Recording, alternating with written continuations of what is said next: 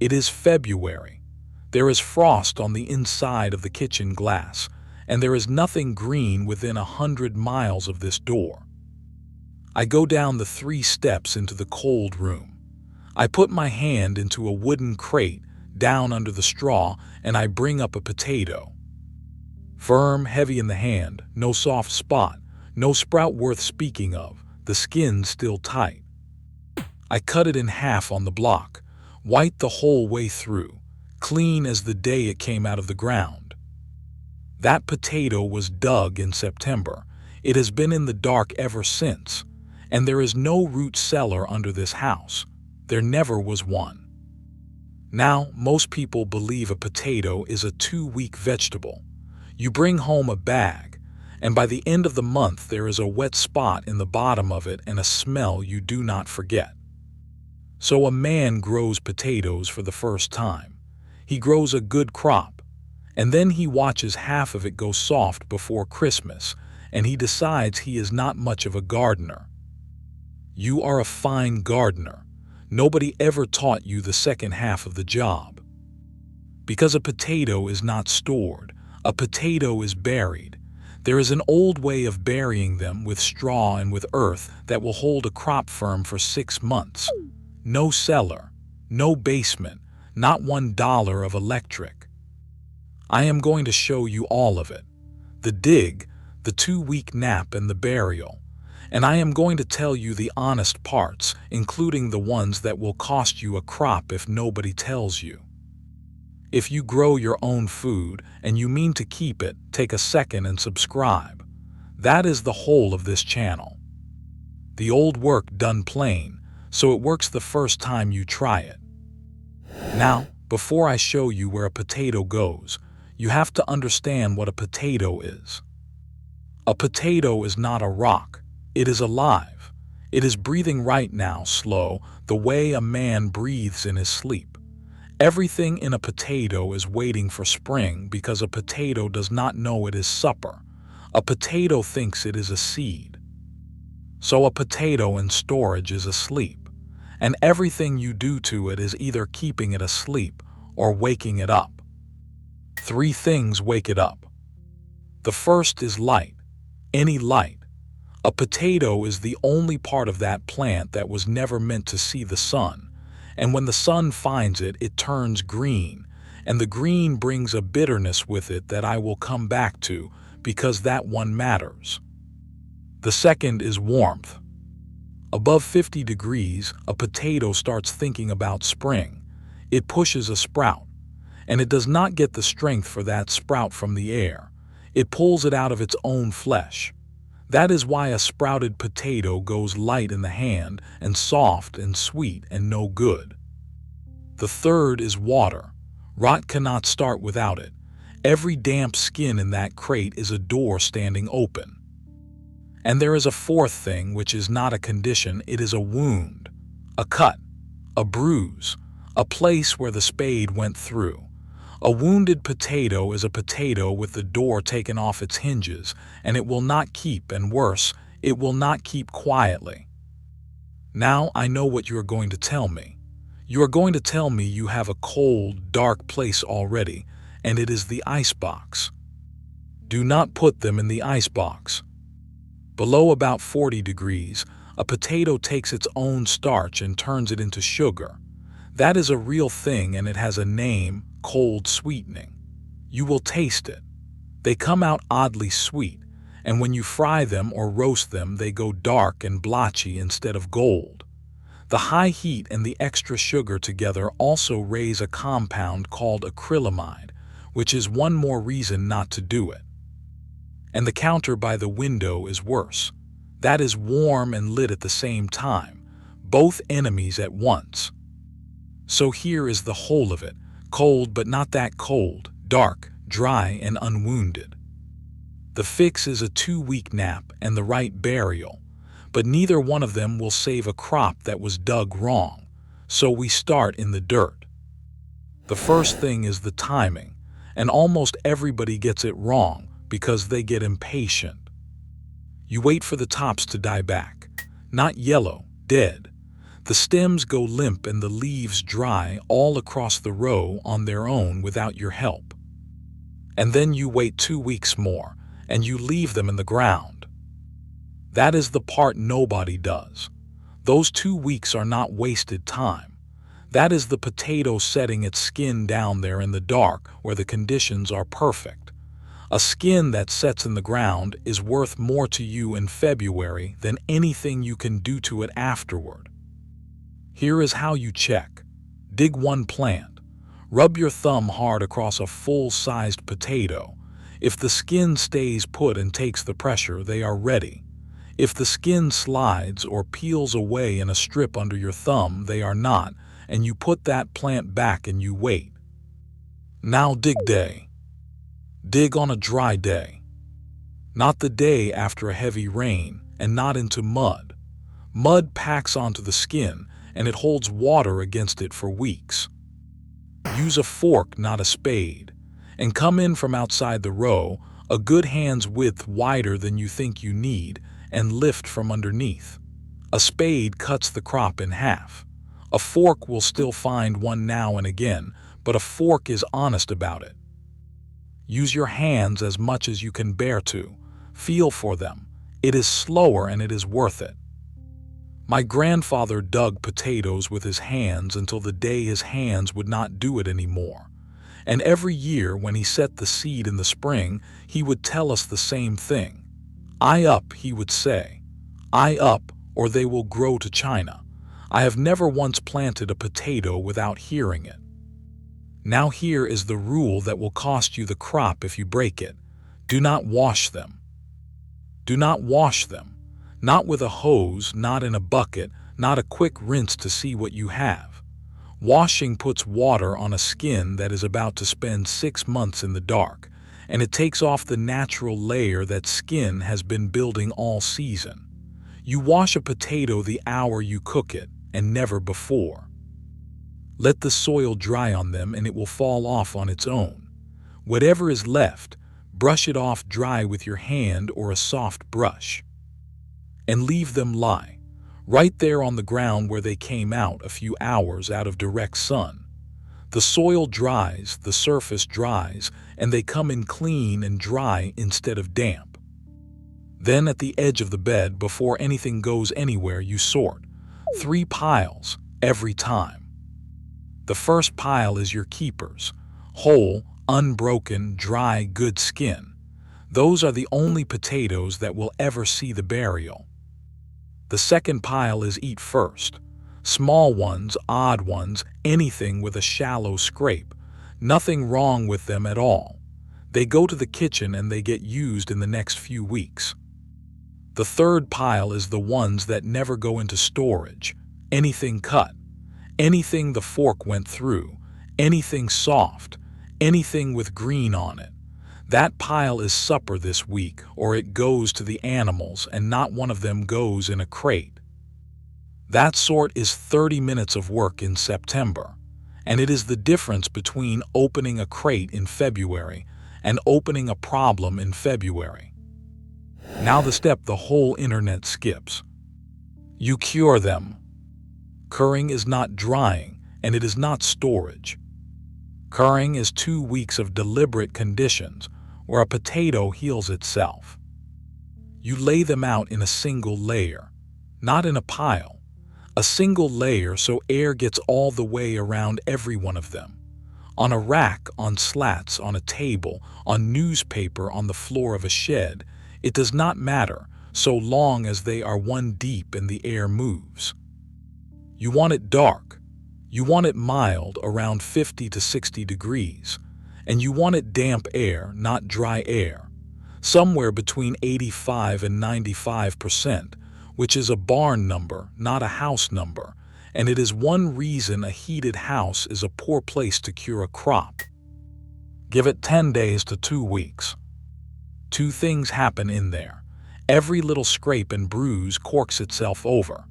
The potato grows its own scab across the wound and seals it.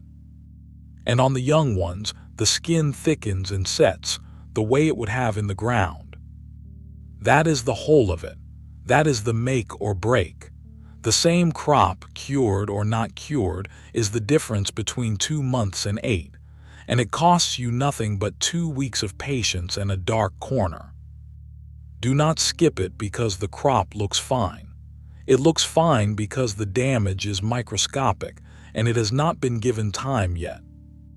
Now the burial. The old word for it is a clamp. Some call it a potato pit.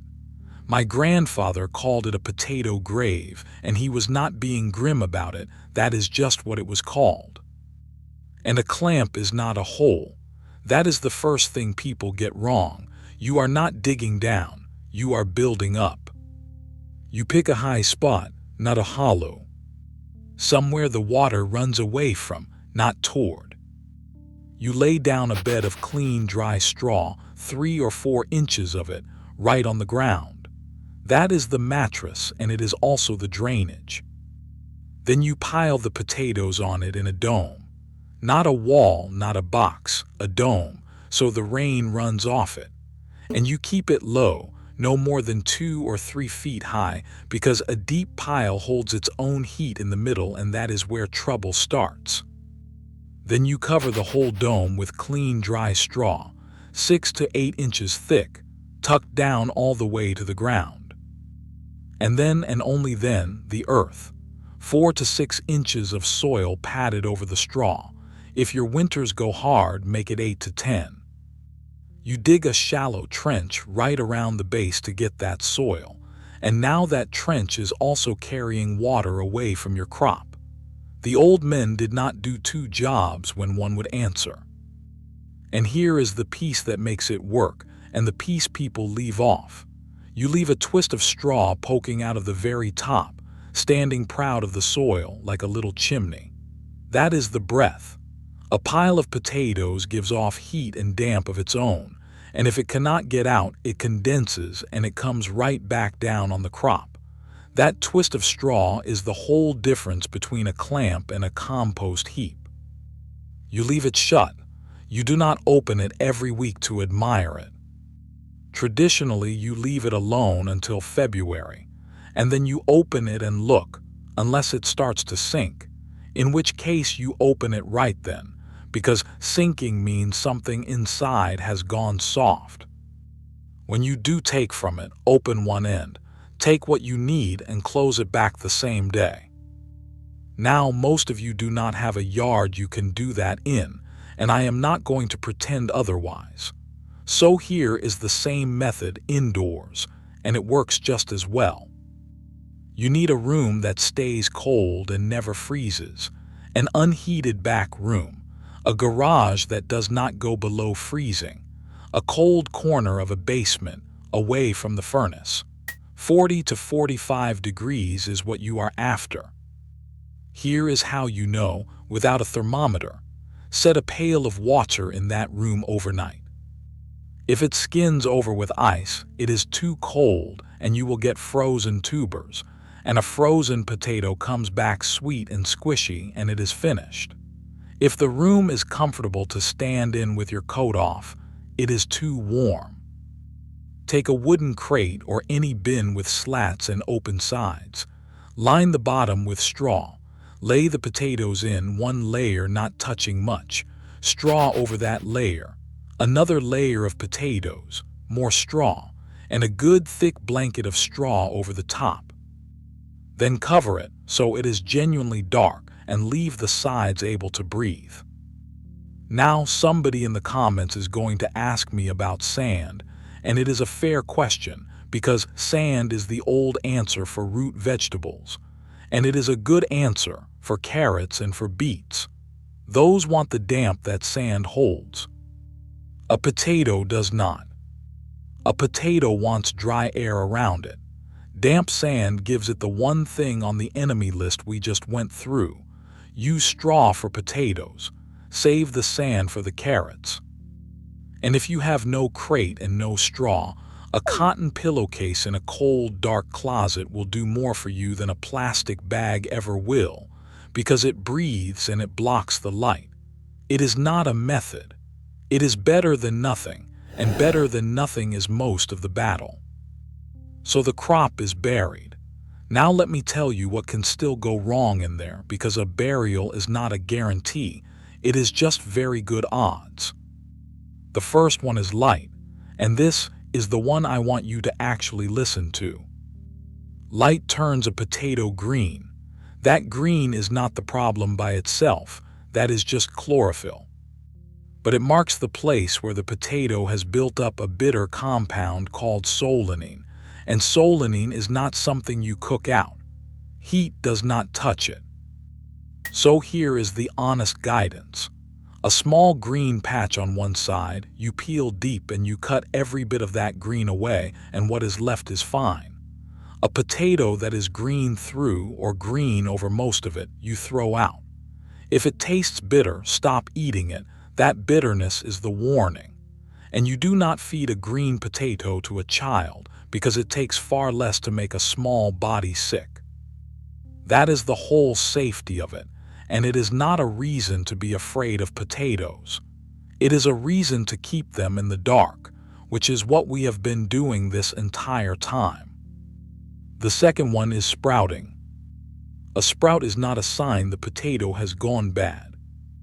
A sprout is a sign the potato has gotten warm, or the season has simply run long enough that it has woken up on its own. A firm potato with a short sprout is good food. Rub the sprout off with your thumb and eat that one first. But treat the sprout as a message. If a lot of them are sprouting at once, your room has warmed up, and you should go and find out why before the whole crate follows. Now the apple. Somebody always asks about the apple.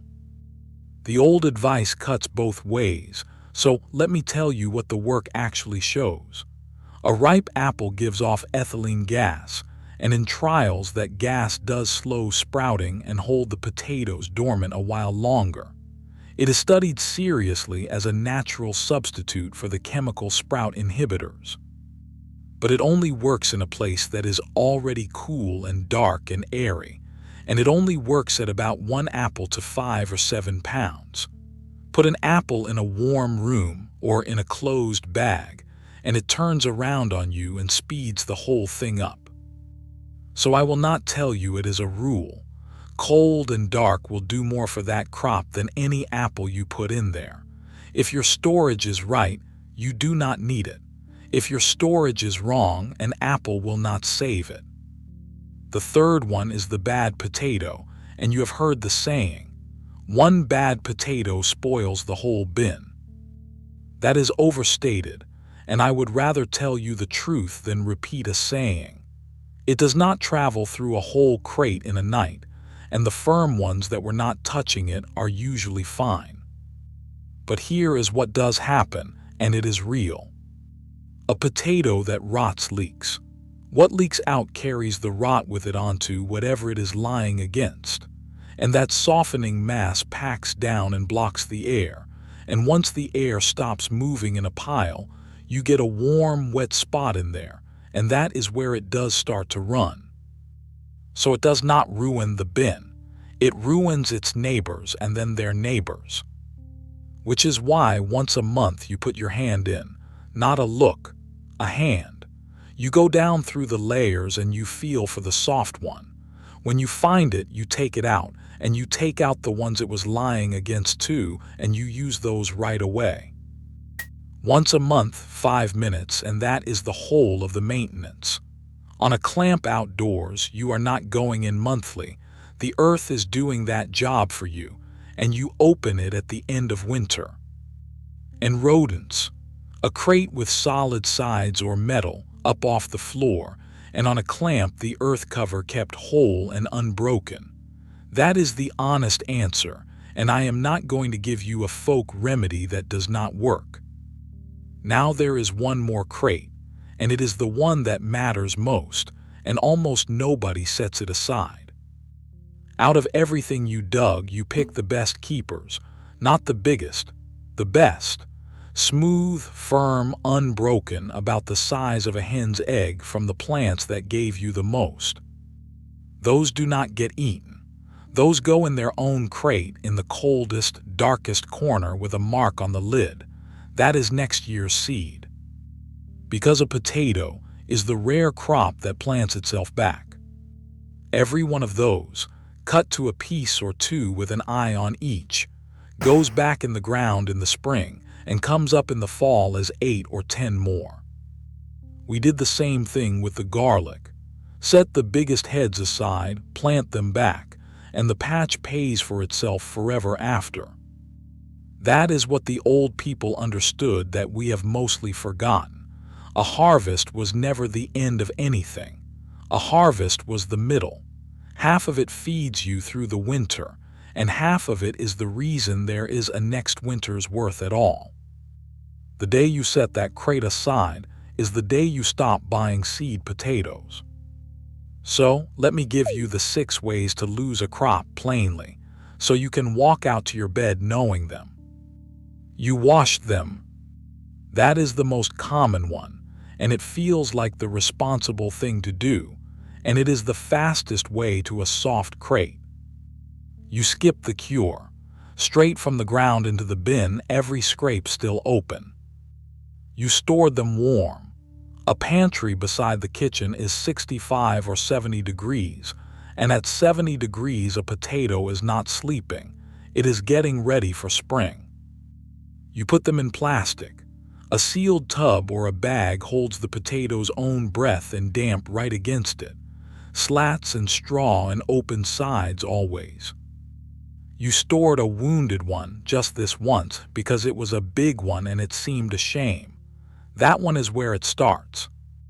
You put them in the icebox, and they came out sweet and dark in the pan. And the 6th, which is not a mistake so much as neglect, you never went back. You buried it well, and then you left it for 5 months without once putting your hand in. Every one of those is free to fix. Not one of them costs money. They cost attention in September for one afternoon. Now let me go back to where we started. That crate in the cold room came out of a September afternoon. The tops had died back, and I had left them 2 more weeks past that, and we dug them on a dry day with a fork, and we sorted them at the edge of the bed into 3 piles before they came anywhere near the house. They lay out in a single layer for 2 weeks in the dark. Then they went down under straw, in wooden crates, in a room that never freezes and never warms. And every month I went down and put my hand through them and pulled out 2, 3, 4 soft ones, and we ate those first. That is the whole of the labor. 1 afternoon in September and 5 minutes a month. And here is what it buys. Cured right, kept dark, kept cold, and never frozen, a good late crop holds 6 months. Not 2 weeks, 6 months, September to March out of your own dirt. Which means that every week of this winter, the potatoes came out of a crate in the dark instead of a bag from town. Not one of them was bought. Not one of them was hauled anywhere. Not one of them cost a thing after the day they went into the ground. There is a store in that cold room, and it never once raised its prices. That is what a root cellar was for, and that is why it is worth knowing that you never actually needed one. Straw and earth and a twist of chimney did that job for hundreds of years before anybody poured a concrete wall. So plant your seed crate in the spring, dig it in September, cure it 2 weeks, and bury it right. If this was worth your time, subscribe, and I will keep bringing you the old work. The garlic is in the ground and the potatoes are buried. Winter can come.